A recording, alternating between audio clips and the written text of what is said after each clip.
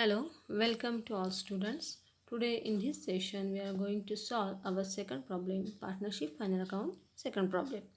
So here, from the following trial balance of Mr. Piyush and Arun, you are required to prepare trading profit and loss account and balance sheet. Means here Mr. Piyush and Mr. Arun profit sharing ratio is not given, so they are equally distribute the profit and loss in their partnership firm. Next slide about the trial balance. In the trial balance already I provide you the posting of each and every account. So one by one we can see that the stock for the trading account debit, then purchases, salary is the printing mistake here, only purchases 80,000 trading account debit, salaries profit and loss debit, wages trading account debit, carriage trading account debit, royalties trading debit, freight trading debit, printing and stationery profit and loss debit, sundry debtors asset, then furniture asset, leasehold property asset, investment asset, traveling expenses are there, so profit and loss debit, advertisement, in that advertisement they are provide us 3 years, it is a hidden adjustment. So profit adjustment is advertisement is an expense, P&L debit. The next bad debts profit and loss debit, discount allow profit and loss debit, cash in hand asset, cash at bank asset, and fixed deposit it is also asset. Then for the credit balances, in the credit balances there are provide capital account of Piyush and Arun. Means in this problem they are not provide us a balances of current account, so this problem is also based on fluctuating capital method, and in this problem we also require to prepare only capital account. Then next, sundry creditors, liabilities, interest received on fixed deposit. Interest received means it is a income, so profit and loss credit. Bank overdraft is a liability, and sales is a trading account credit. So in this slide or in this year, I give you all and every posting of the trial balances. Then next slide of that, adjustment. One by one here I explain you the adjustment. First adjustment, stock on 31st March was cost price rupees 40,000 and market price rupees 35,000. Means here, but the here the rule of closing stock or rule of inventory is that it explains that closing stock must be calculated at cost price or market price, whichever is less. It is an important part, whichever is less, so that here the market price 35,000 is a less amount, so we are taken that 35,000 market price. So for that 35,000, two effects, trading account credit and balance sheet asset. Then the next adjustment, interest on fixed deposit rupees 1,200 still receivable. These are outstanding income and income, so add in income for income interest on fixed deposit, and second effect, add in fixed deposit is shown to balance sheet asset. Then third adjustment, provide RDD on debtors. Now debtors less from debtors, profit and loss debit. Now here on interest on fixed we have to mark in a trial balance on interest on deposit and debtors. ज्या अकाउंटवर ज्या अकाउंटवर आपल्याला ॲडजस्टमेंट्स आहेत त्या अकाउंटवर आपण trial बॅलन्समध्ये काय करून ठेवायची, मार्क करून ठेवायची.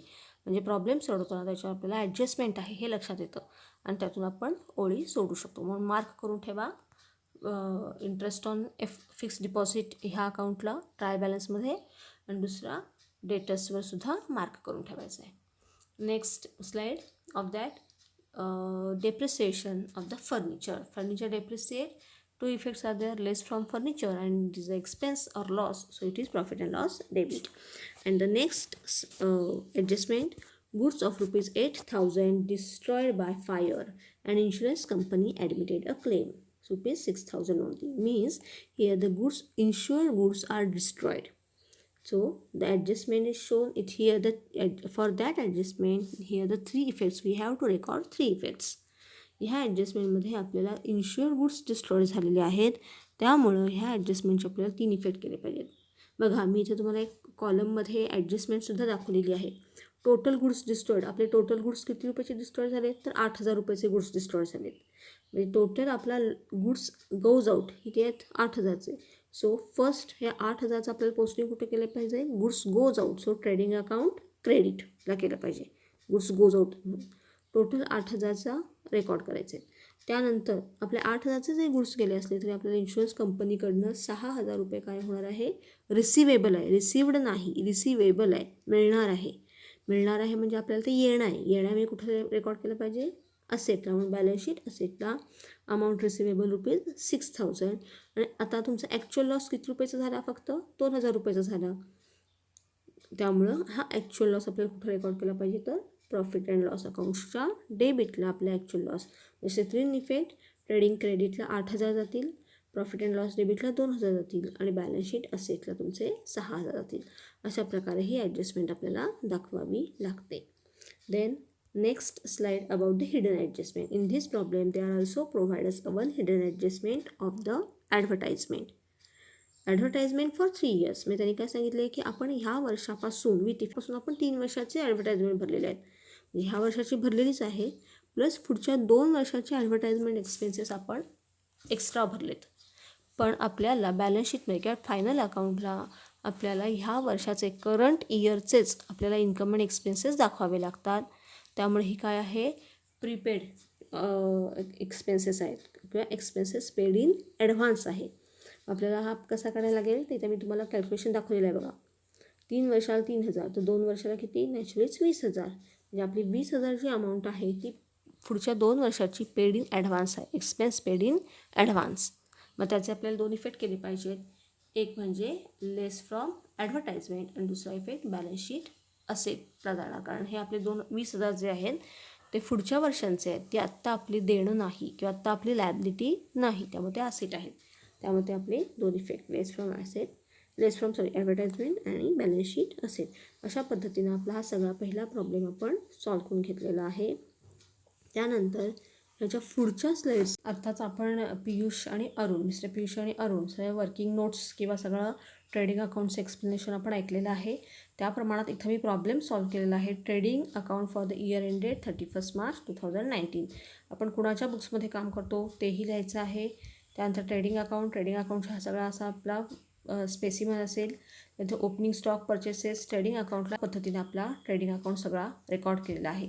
ट्रेडिंग अकाउंटची क्रेडिट साईड जी आहे ती जास्त आहे, क्लोज करा. बॅलन्स तुम्हाला बॅलन्स येईल 1,63,000. त्यानंतर डेबिटला घ्या, डेबिटमधून ह्या सगळे बॅलन्सेस लेस करा आणि आपली आलेली अमाऊंट असेल 38,500. ही आहे आपला ग्रॉस प्रॉफिट कॅरीड डाऊन 38,500. हा ट्रेडिंगचा ग्रॉस प्रॉफिट आपण कुठे घेणार आहोत, प्रॉफिट अँड लॉस अकाउंट्सला क्रेडिटला आहे बघा. Profit and loss credit side, gross profit 38,500. त्यानंतर सुद्धा प्रॉफिट अँड लॉससुद्धा सगळं आपण मी मगाशी पोस्टिंग सांगितलं आहे त्याप्रमाणे रेकॉर्ड करून घेतलेलं आहे. आता ॲडजस्टमेंट कुठली आहे यामध्ये फक्त वेगळी, ॲडव्हर्टाइजमेंट 30,000 आहेत, पण आपण प्रीपेड केलेत 20,000. मी सांगितलं होतं लेस फ्रॉम ॲडव्हर्टाइजमेंट 10,000 घेतलेली आहे. आणि सेकंड इफेक्ट आपण केलेला आहे बघा, प्रीपेड ॲडव्हर्टाइजमेंट. हे प्रीपेड ॲडव्हर्टाइजमेंट आपण 20,000चे घेतलेले आहेत. त्यानंतर प्रॉफिट अँड लॉसला पुढची ॲडजस्टमेंट मी आपल्याला दाखवणार आहे बघा. बॅड डेप्ट्स आपल्याला यामध्ये आपल्याला ओल्ड बॅड डेप्ट्स म्हणजे ट्रायल बॅलन्समध्ये 500 रुपये दिलेले आहेत, पण न्यू बॅड डेप्ट्स इथं आपल्याला नाही आहेत, त्यामुळे डॅश मारायची आहे. न्यू RDD आपण प्रॉब्लेममध्ये ॲडजस्टमेंटमधून काढलेली आहे, ती 1,075 येईल. डेटर्सवर आपण काढलेली आहे, ते ह्या दोघांची बेरीज होईल, ते ॲडिशन येईल. पण आपल्याला ओल्ड RDD प्रॉब्लेममध्ये दिलेलं नाही, डॅश करा आणि मग आउटरला ही अमाऊंट घ्या 1,575. अशी असेल आपली बॅड डेप्टची ॲडजस्टमेंट. त्यानंतर फर्निचर, डेप्रिसिएशन ऑन फर्निचर ही एक ॲडजस्टमेंट आहे. Depreciation on furniture profit and loss अकाउंटच्या डेबिटला, डेप्रिसिएशन ऑन फर्निचर 1,010. हे सगळे आपल्याला वर्किंग नोट्स झाल्यानंतर आणि एक वर्किंग नोट्स आपली आहे ॲडजस्टमेंटची काय, तर interest on fixed deposit. Interest on fixed deposit 1,200चं आउटस्टँडिंग आहे, ते पण इथं ॲड केलेलं आहे. आणि ह्याचा सेकंड इफेक्ट आपण दाखवलेला आहे बघा. इथं फिक्स्ड डिपॉझिट्स आहेत 15,000 आणि आउटस्टँडिंग इंटरेस्ट ऑन FD 1,200 आणि मग आउटरला आपण 16,200 अमाऊंट घेतलेली आहे. अशा पद्धतीने आपला सगळा सॉल्व करून झालेला आहे. पोस्टिंग केला, त्यानंतर credit side minus debit side करून आपल्याला जी काही अमाऊंट आली इथं आहे 14,815, त्याला आपण नाव दिलं टू नेट प्रॉफिट. हा नेट प्रॉफिट आपण कुठे ट्रान्सफर करतो तर कॅपिटल अकाउंट्सला. मग हा प्रॉफिट अँड लॉसच्या डेबिटला आहे, नाही तर कुठे जाणार प्रॉफिट पार्टनर्स कॅपिटलला क्रेडिटला. इथं बघा पार्टनर्स कॅपिटल अकाउंट आहे. पार्टनर्स कॅपिटल अकाउंट इथं त्यांचे आपण बॅलन्सेस घेतलेत. बॅलन्सेस हे ट्रायल बॅलन्सचे बॅलन्सेस आहेत. 80,000 80,000 म्हणजे त्यांचं असेल opening capital. Net profit add करा, त्या दोघांमध्ये अमाऊंट बेरीज करा, ॲड करून अमाऊंट डेबिटला घ्या. डेबिटला तुम्हाला इथं एकही कुठलाही अकाउंट नाही आहे किंवा कुठलीही वर्किंग नोट नाही, ॲडजस्टमेंट नाही आहे असा बॅलन्स आहे. हा आहे बाय बॅलन्स कॅरीड डाऊन. हा तुमचा बॅलन्स कॅरीड डाऊन कुठे येईल बॅलन्स शीटला लायबिलिटीला तुम्हाला दाखवावं लागेल क्लोजिंग बॅलन्स. बॅलन्स शीट लायबिलिटीला बघा कॅपिटल अकाउंट्स घेतलेत, पियुष आणि अरुण या दोघांचं कॅपिटल ॲड करून आउटरला घ्या. त्यानंतर बॅलन्स शीटमध्ये सुद्धा सगळ्या वर्किंग नोट्स दिलेल्या आहेत. कॅपिटल अकाउंट आहे, सनरी क्रेडिटर्स, बँक ओव्हरड्राफ्ट आहे, इथं लिझहोल्ड प्रॉपर्टी आहे, इन्व्हेस्टमेंट आहे. त्यानंतर सनरी डेटर्स ह्याच्यावर 43,000वर आपण 2.5% काढलेत. आपल्याला अमाऊंट मिळाली आहे 1,075. आउटरला अमाऊंट लेस करून आउटरला घ्या. फर्निचर 20,200चं आहे, 5% डेप्रिसिएशन काढून फिगर आउटरला घ्या. फिक्स डिपॉझिट इंटरेस्ट ॲड करा, आउटरला घ्या. इन्शुरन्स क्लेम सांगितलेला आहे 6,000. Prepaid advertisement 20,000. क्लोजिंग स्टॉक आपलं दिला आहे 35,000. Cash in and cash out bank. अशा पद्धतीनं बॅलन्स शीटसुद्धा सगळी क्लोज करा. बॅलन्स शीट टॅली होईल. बॅलन्स शीटची दोन्ही total left hand side and right hand side दोन्ही टोटल्स ह्या काय असतील इक्वल असतील. 2,05,350. म्हणजे इथं आपला सगळा सेकंड प्रॉब्लेम आपला सगळा सोडवून झालेला आहे. तसंच मी स्लाईड्समध्ये हे जे फोटोग्राफ्स आहेत ह्या सोडवलेल्या प्रॉब्लेम्सचे फोटो मी स्लाईड्समध्ये पुढं दिलेले आहेत. ते सुद्धा मुलींनी आपण आधी प्रॉब्लेम मुलींनी स्वतः सोडवावा आणि त्यानंतर तो प्रॉब्लेम आपला बरोबर आहे की नाही हे चेक करावं. ओके, उद्या आपण परत पुढचा प्रॉब्लेम घेणार आहोत. Okay, thank you.